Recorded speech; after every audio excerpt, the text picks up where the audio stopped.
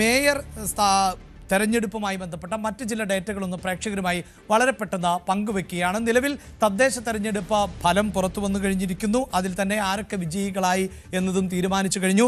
ഈ നിയമസഭാ തെരഞ്ഞെടുപ്പും ലോക്സഭാ തെരഞ്ഞെടുപ്പും ഒക്കെ താരതമ്യം ചെയ്യുമ്പോൾ തദ്ദേശ തെരഞ്ഞെടുപ്പിനുള്ള ഒരു വ്യത്യാസം എന്നത് യഥാർത്ഥത്തിൽ അവിടെയൊന്നും പ്രതിപക്ഷം എന്ന ഒരു സങ്കല്പം ഇല്ല എന്നുള്ളതാണ്. തദ്ദേശ തെരഞ്ഞെടുപ്പിലെ വിജയിക്കുന്നവർ പൊതുവെ എല്ലാവരും ചേർന്നുകൊണ്ട് ഒരു ഭരണത്തെ മുന്നോട്ട് കൊണ്ടുപോവുക എന്നതാണ് പൊതുവിൽ ഒരു സങ്കല്പം. പക്ഷേ അതൊക്കെ സങ്കല്പം മാത്രമാണ്.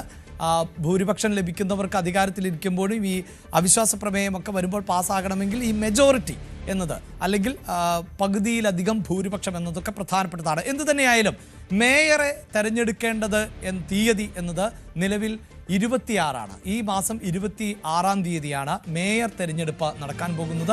മേയർ 6 കോർപ്പറേഷനുകൾ എന്ന് നമുക്കറിയാം. തിരുവനന്തപുരം, കൊല്ലം, കൊച്ചി, തൃശ്ശൂർ, കോഴിക്കോട്, കണ്ണൂർ ഇങ്ങനെ 6 കോർപ്പറേഷനുകളിലേക്കുള്ള മേയർമാരെ തെരഞ്ഞെടുക്കേണ്ടത് ഈ മാസം 26 അപ്പോൾ ദിവസങ്ങൾ മാത്രമേ ഇനി ശേഷിക്കുന്നുള്ളൂ. അതിനുള്ളിൽ ഒരു തീരുമാനത്തിലേക്ക് എത്തണം. രാവിലെ 10:30 ഇത് സംബന്ധിച്ച് മേയറെ തെരഞ്ഞെടുക്കുന്നതിനുള്ള യോഗം ചേരുന്നത്. 26 തീയതി രാവിലെ 10:30 തെരഞ്ഞെടുപ്പ് നടക്കുന്നു. ഇനി മേയർമാർ മാത്രമല്ല, നഗരത്തിന് നാഥനും അതോടൊപ്പം തന്നെ ഡെപ്യൂട്ടി മേയർ തീരുമാനവും ഉണ്ടാകേണ്ടതുണ്ട്. അവിടെയാണ് ഞാൻ നേരത്തെ സൂചിപ്പിച്ചതുപോലെ ഈ ഭരണപ്രതിപക്ഷ സങ്കല്പമൊന്നുമില്ലായെങ്കിലും ഈ ഭരണം നിലനിർത്തണമെങ്കിൽ മേയറെ തീരുമാനിക്കുമ്പോൾ ആരൊക്കെയാണോ പിന്താങ്ങുന്നത് അവർക്ക് ഡെപ്യൂട്ടി മേയർ പദവിയൊക്കെ നൽകി അങ്ങനെ ഭരണം ഒരു സുഗമമായി മുന്നോട്ട് കൊണ്ടുപോകേണ്ട സാഹചര്യമാണുള്ളത്. ഡെപ്യൂട്ടി മേയറുടെ തെരഞ്ഞെടുപ്പും അന്ന് തന്നെയാണ് നടക്കുന്നത്. അത് ഉച്ചയ്ക്ക് ശേഷമാണ്. ഒപ്പം നമുക്കറിയാം ഈ ചെയർപേഴ്സൺ തെരഞ്ഞെടുപ്പ്, അതായത് വിവിധ പഞ്ചായത്തുകളുമായി ബന്ധപ്പെട്ട് നമുക്കറിയാം ഇപ്പോൾ തെരഞ്ഞെടുപ്പ് തദ്ദേശ സ്ഥാപനങ്ങളിലേക്കുള്ള ജില്ലാ പഞ്ചായത്ത്, ബ്ലോക്ക് പഞ്ചായത്ത്, ഗ്രാമപഞ്ചായത്തുകളുടെയൊക്കെ തെരഞ്ഞെടുപ്പുകൾ ഉണ്ട് എന്നത് നമുക്കറിയാം. അങ്ങനെ ചെയർപേഴ്സൺ തെരഞ്ഞെടുപ്പ് അടക്കം നടക്കുന്നത് രാവിലെ 10:30 തന്നെയാണ്. അതോടൊപ്പം തന്നെ ഡെപ്യൂട്ടി ചെയർപേഴ്സൺ തെരഞ്ഞെടുപ്പ് നടക്കുന്നുണ്ട്. ആ തെരഞ്ഞെടുപ്പ് നടക്കുന്നത് ഉച്ചയ്ക്ക് 2:30 ആണ് എന്നതുകൂടിയാണ് എടുത്തു പറയേണ്ടത്. മറ്റ് വിവരങ്ങളിലേക്ക് പോകുമ്പോൾ ഇങ്ങനെ, അതായത് ജില്ലാ പഞ്ചായത്ത് പ്രസിഡന്റ് തെരഞ്ഞെടുപ്പുണ്ട്, അതോടൊപ്പം തന്നെ ഗ്രാമപഞ്ചായത്ത് തെരഞ്ഞെടുപ്പുണ്ട്, ജില്ലാ പഞ്ചായത്ത്, ഗ്രാമപഞ്ചായത്ത്, ബ്ലോക്ക് പഞ്ചായത്ത് തെരഞ്ഞെടുപ്പുണ്ട്. അതെല്ലാം നടക്കുന്നത് 27 ഗ്രാമപഞ്ചായത്തിലേക്കും ബ്ലോക്ക് പഞ്ചായത്തിലേക്കും ജില്ലാ പഞ്ചായത്തിലേക്കുമൊക്കെയുള്ള പ്രസിഡന്റുമാരെ അടക്കം തെരഞ്ഞെടുക്കുന്നത് 27 അന്ന് തന്നെയാണ് വൈസ് പ്രസിഡന്റുമാരുടെ തെരഞ്ഞെടുപ്പ് നടക്കുന്നത്. രാവിലെ 10:30 പ്രസിഡന്റുമാരുടെ തെരഞ്ഞെടുപ്പ് നടക്കുന്നു.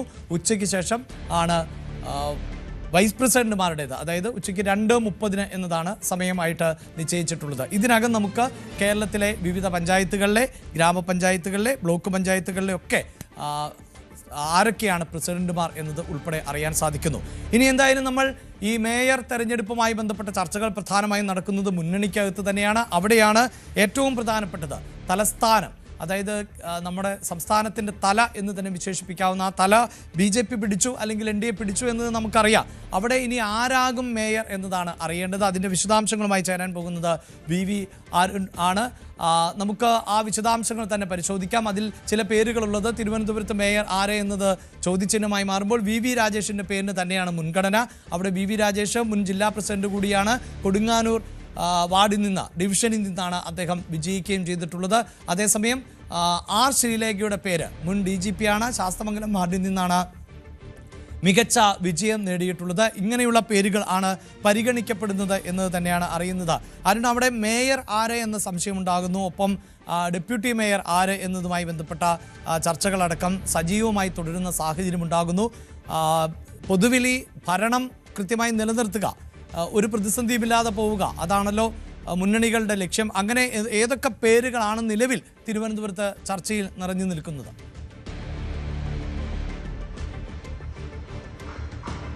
തിരുവനന്തപുരത്ത് ഇപ്പോഴും BJPയുടെ മേയർ സ്ഥാനാർത്ഥിയെ സംബന്ധിച്ച് കൃത്യമായ ഒരു ധാരണ ഉണ്ടായിട്ടില്ല. മേയർ സ്ഥാനാർത്ഥി ആരെന്ന കാര്യത്തിൽ വരും ദിവസങ്ങളിൽ മാത്രമേ തീരുമാനമുണ്ടാകൂ എന്നാണ് നേതൃത്വം ഔദ്യോഗികമായി പറയുന്നത്. പക്ഷേ അവിടെ പേരിന് ഇപ്പോഴും മുൻതൂക്കമുള്ളത് BJPയുടെ സംസ്ഥാന സെക്രട്ടറി കൂടിയായ കൊടുങ്ങാനൂർ വാർഡ് കൌൺസിലർ VV രാജേഷിനാണ്. രാജേഷ് മേയറാകാനുള്ള സാധ്യതയാണ് ഏറെയുമുള്ളത്. പക്ഷേ മറ്റു ചില പരിഗണനകൾ കൂടി വരണം. അതായത് നഗരസഭാ ഭരണത്തിൽ കൂടുതൽ കൌൺസിലറായി കൂടുതൽ എക്സ്പീരിയൻസ് ഉള്ള ആളുകളെ പരിഗണിക്കണമെന്ന ആവശ്യവും BJPയിലുണ്ട്.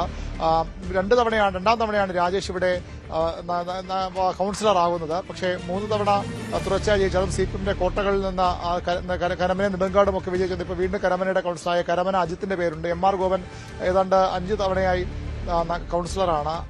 MR ഗോപനെ പരിഗണിക്കുന്ന ആവശ്യമുണ്ട്. അതിനുമൊക്കെ അപ്പുറത്തേക്ക് മുൻ DGP കൂടിയായ R ശ്രീലേഖയെ BJPയിലേക്ക് കൊണ്ടുവന്ന ശേഷം അവരെ മത്സരിപ്പിച്ചത് തന്നെ ഈ ഒരു ലക്ഷ്യം മുന്നിൽ വെച്ചാണെന്നാണ് നേതാക്കൾ നൽകുന്ന വിശദീകരണം. ദേശീയ നേതൃത്വം അമിത്ഷാ ഉൾപ്പെട്ട നേതൃത്വം ഇത്തരമൊരു ഉറപ്പ് അവർക്ക് നൽകിയിരുന്നു. നഗരത്തിൽ മത്സരിക്കാനിറങ്ങി വിജയിച്ചാൽ അവരെ മേയറാക്കുമെന്ന ഒരു വാഗ്ദാനം R ശ്രീലേഖയ്ക്ക് BJPയുടെ ദേശീയ നേതൃത്വം നൽകിയിരുന്നുവെന്നാണ് നമുക്ക് ലഭിക്കുന്ന വിവരം. സുരേഷ് ഗോപി കേന്ദ്ര സഹമന്ത്രി പലപ്പോഴും ഈ പ്രചരണ യോഗങ്ങളിൽ പങ്കെടുക്കുമ്പോഴൊക്കെ പറഞ്ഞത് വളരെ പ്രധാനപ്പെട്ട പദവിയിലേക്ക്, നഗരത്തിന്റെ പ്രധാനപ്പെട്ട പദവിയിലേക്ക് എത്താൻ പോകുന്നയാളാണ് ശ്രീലേഖ എന്നുകൂടി പറഞ്ഞ ആ ഒരു സൂചനകൾ ശക്തമാക്കുകയും ചെയ്തു. അതുകൊണ്ട് തന്നെ ആ ശ്രീലേഖയുടെ പേരും ഈ പട്ടികയിൽ ഇപ്പോഴുമുണ്ട്. എങ്ങനെ അവരെ അതിൽ നിന്ന് ഒഴിവാക്കുമെന്ന കാര്യമാണ് അറിയേണ്ടത്. ഒരുപക്ഷെ ഇനി കൌൺസിലിൽ എക്സ്പീരിയൻസ് ഉള്ള ആൾ തന്നെ വേണമെന്ന് വെച്ചാൽ ശ്രീലേഖയെ ഡെപ്യൂട്ടി മേയറായി പരിഗണിക്കും. ഡെപ്യൂട്ടി മേയർ സ്ഥാനത്ത് നിർത്തിക്കൊണ്ട് അവരെ വട്ടിയൂർക്കാവ് നിയമസഭാ മണ്ഡലത്തിൽ മത്സരിപ്പിക്കാനാണ് BJP ഇപ്പോൾ ആലോചിക്കുന്നത്. അത് ഏതായാലും ഉറപ്പാണ്. ശ്രീലേഖയാകും വട്ടിയൂർക്കാവിൽ BJPയുടെ സ്ഥാനാർത്ഥി. അത് മേയറായി കുറച്ച് മാസമെങ്കിലും ഇരുത്തിയ ശേഷം അവരെ ആ പദവിയിലേക്ക് വട്ടിയൂർക്കാവിൽ മത്സരിപ്പിക്കണമോ അല്ലെങ്കിൽ ഡെപ്യൂട്ടി മേയർ പദവിയിലേക്കാണോ അവർ പരിഗണിക്കുന്ന കാര്യമാണ് ഇനി അറിയേണ്ടത്. ഏതായാലും ഞായറാഴ്ചയാണ് ഈ അംഗങ്ങളുടെ സത്യപ്രതിജ്ഞ നടക്കാൻ പോകുന്നത്. അതിനുശേഷം തെരഞ്ഞെടുപ്പ് കമ്മീഷൻ നോട്ടിഫിക്കേഷൻ വരേണ്ടതുണ്ട് അധ്യക്ഷ സ്ഥാന തെരഞ്ഞെടുപ്പിലേക്ക്.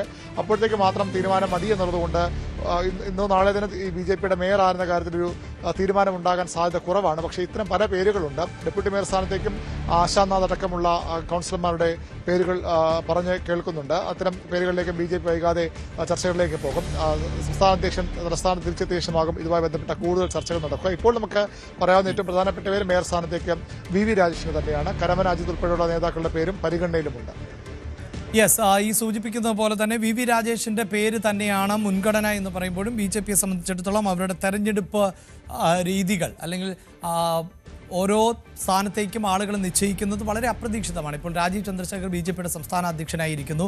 അവിടെയൊക്കെ ചില അജണ്ടകൾ, പ്രത്യേകിച്ച് കേന്ദ്ര നേതൃത്വത്തിൻ്റെ ചില അജണ്ടകൾ കൂടി പ്രാവർത്തികമാക്കുന്നു. ഇവിടെ ഇതാ തിരുവനന്തപുരം കോർപ്പറേഷൻ പിടിച്ചപ്പോൾ പ്രധാനമന്ത്രി നരേന്ദ്രമോദി നേരിട്ട് ആശംസകൾ അറിയിക്കുന്ന ഒരു സാഹചര്യം ഉണ്ടാകുന്നു. അപ്പോൾ കേരളത്തിൽ കൂടുതൽ ഇടങ്ങളിൽ താമര വിരിയിപ്പിക്കുക അടുത്ത നിയമസഭാ തെരഞ്ഞെടുപ്പിൽ, അതിനുകൂടിയുള്ള ചില പോളിസികൾ, സ്ട്രാറ്റജികൾ അവർ തയ്യാറാക്കും. അതിൻ്റെ കൂടി ഭാഗമായിട്ടായിരിക്കും ആര് മേയറായി വരണം എന്നത് അടക്കം തീരുമാനിക്കുക അടുത്ത തെരഞ്ഞെടുപ്പിനെ കൂടി മുന്നിൽ കണ്ട. ഇനി നമ്മൾ കൊച്ചിയിലേക്ക് പോകുമ്പോൾ കൊച്ചിയിൽ അവിടെ UDF നേടിയിട്ടുള്ളത് ആധികാരികമായ വിജയമാണ്. പ്രത്യേകിച്ച് ഈ തെരഞ്ഞെടുപ്പിൽ നല്ല മുന്നേറ്റം നടത്താൻ സാധിച്ചിരുന്നു. കൊച്ചിയിൽ വ്യാവസായിക തലസ്ഥാനം തിരിച്ചുപിടിക്കുക എന്നത് അത്ര ചെറിയ കാര്യമൊന്നുമില്ല.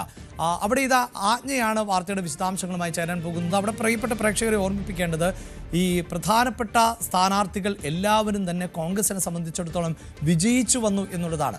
പക്ഷേ കോഴിക്കോട്ടേക്ക് പോകുമ്പോൾ അതായിരുന്നില്ല സാഹചര്യം. അതാണ് ഞാൻ സൂചിപ്പിച്ചത്. ചില സ്ഥാനാർത്ഥികൾ, ഇപ്പോൾ ശബരിനാഥ് മേയർ സ്ഥാനാർത്ഥിയായിരുന്നു തിരുവനന്തപുരത്ത്. പക്ഷേ ശബരിനാഥ് വിജയിച്ചുവെങ്കിലും അവിടെ മേയറാകാൻ സൗകര്യം ഒരുങ്ങുന്നില്ല. കോഴിക്കോട് മേയർ സ്ഥാനാർത്ഥി തന്നെ പരാജയപ്പെട്ടു പോകുന്നു. അവിടെയും മത്സരിക്കും ഇത്തവണ മേയർ സ്ഥാനത്തേക്ക് എന്ന് പറയുമ്പോഴും മെജോറിറ്റി LDFനാണ്. അതേസമയം ഒരാശങ്കയ്ക്കും ഇടമില്ലാത്ത ഒരിടം എന്ന് പറയാവുന്നത് കൊച്ചി തന്നെയാണ്. പക്ഷേ ഈ കൊച്ചിയുടെ പ്രത്യേകത, അവിടെ മേയർ സ്ഥാനാർത്ഥി എന്ന നിലയിൽ ദീപ്തി മേരി വർഗീസിൻ്റെ പേരുണ്ടായിരുന്നു, ഷൈനിയുടെ ഉണ്ടായിരുന്നു, മിനിമോളിൻ്റെ ഉണ്ടായിരുന്നു. ഇവരെല്ലാം ജയിച്ചു കയറി എന്നത് ഇപ്പോൾ ഒരു പ്രതിസന്ധി സൃഷ്ടിക്കുന്നുണ്ടോ കോൺഗ്രസിനെ സംബന്ധിച്ചിടത്തോളം?